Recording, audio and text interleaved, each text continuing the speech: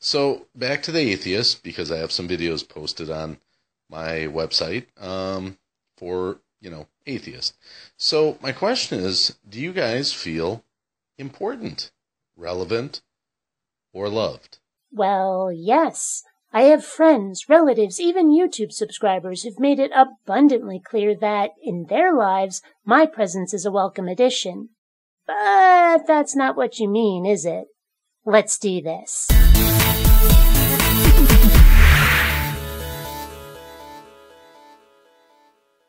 Greetings, fellow space travelers. BionicDance here. Today we're looking at a question we've probably all heard a lot, a question which, at its heart, is a problem of perspective. The religious paradigm, the theistic worldview, seems quite unable to process others that do not start from the same basis as their own, or how theirs appears to others. According to your belief system, you come and you go, like the wind, basically. It's just like building a sandcastle that the ocean takes away. So, how do you generate, in your mind, a purpose for yourself? And now we run up against the first problem of perspective. Is a purpose necessary? Does it have to be something that endures after we've died? As you say, we come and go. Anything I do that endures after I die is something I won't see anyway. The notion of an ultimate purpose that comes out of the religious worldview is not something that anybody but the religious seem to find important. As long as I'm not hurting people I've cared about, anything else is fair game, I say. What more does anybody really need? It's just I was thinking about it, and because I believe in Jesus, I believe that the creator of the universe made me with a purpose, and that I'm loved, and that I matter, and that I'm relevant. Second problem of perspective. They don't seem to realize how insecure this sounds, how much of a safety net. Can't find love or purpose in the real world, the world we can see, an uncertain world that takes effort and can crumble around us out of our control? Let's find a way to guarantee us love and a reason to be alive. It sounds less like something that really exists and more like a security blanket. Tell me, if you have a purpose in life, what is it? Do you know? How can you know? What about those kids you're always seeing in pictures of third world countries, the ones that are so starved you can see almost every bone in their body? How loved are they? What purpose do they serve? I can appreciate what's being said here and why, but it bears no resemblance to any kind of observable reality. And so I'm wondering, you the atheist, the only purpose you could possibly serve, the only one, I keep thinking this in my brain, I'm like, okay, what could an atheist do according to your belief system? All you can do is simply possibly pass on knowledge to future humans. So your argument would be that you would want to better the human race.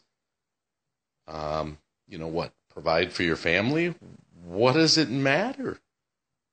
How does anything to you matter? Are you saying that your own family doesn't matter? That advancing knowledge doesn't matter? If my life is all I have, then I want to make it the best ride possible. That means everybody treating each other with, if not respect or courtesy, at least freedom from physical harm. It means actively finding ways to make my own life better. And if that means other people's lives get better too, great. It's a big old feedback loop where improving the world means others will improve the world so that you can improve the world, and so on. Or at least that's how it should be. The last century has seen radical, exponential, fundamental changes, mostly for the better, from widespread use of electricity to medicine that has dramatically extended our lifespans, to the moon landing, to phones and video cameras we can carry in our pockets, to the computer I'm using to make these animations, these videos. And all of it is due to people's cooperation, their willingness to improve everybody's life. And you're going to tell me it doesn't matter because I'm not going to go on forever as some sort of soul spirit? Come on, get actual. And again, I'm not condemning you. I'm picking your brain. Because I can't, in my brain, it actually seems really lonely to me. Well, maybe I'm just stronger than you. Are the people in your life really not enough?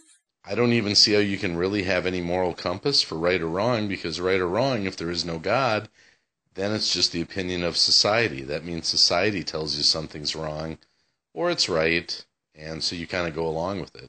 It will never cease to boggle and frustrate me that religious people think morality wouldn't still be an opinion if God was the one having it, or that some of the rules their God hands down are actually pretty dickish and make people's lives worse instead of better, give license to his followers to fuck over other people, even as far as condemning them to death for so-called crimes that are nothing of the sort.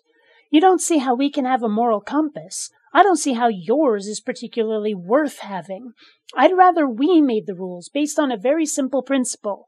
Ow, that hurts. Quit it. That's all anybody should need for morality. Again, I'm just asking the question because I know in my heart that you are loved, and you do matter, and you are relevant, and there was a purpose you were designed for. See, this gets said a lot, that we have a purpose. Nobody ever says what it is, or what to do if it's not a purpose we want. I make my own purpose. And sure, maybe I've only worked on a few independent films, and I'm not the Hollywood superstar writer-director or plucky spaceship captain I should be, but I've found a place in life that's not so bad. And I found it on my own, no God required. Now, I'm sure, comes the part where you're going to tell me that this is the purpose God built me for, to be a rabid and screaming atheist on the internet. Right. Makes perfect sense. Or that I haven't found my true purpose yet, a statement I'm going to need you to prove and not preach. And I want to close with this. When it comes to God, and I know you hear this from Christians, the whole, oh, don't scare me with hell. But the reason God scares us with hell is not the fact that it's real.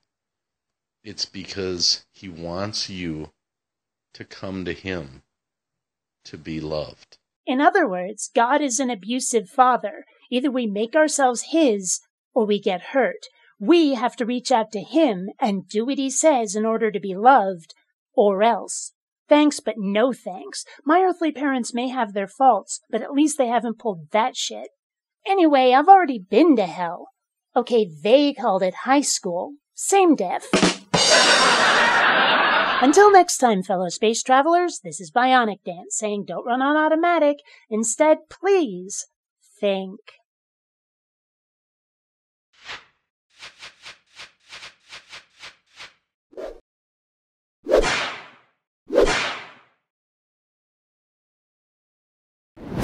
Hey, this is a nice computer you got over here. Be a shame you didn't subscribe to BionicDance. I'd hate for something bad to happen to it.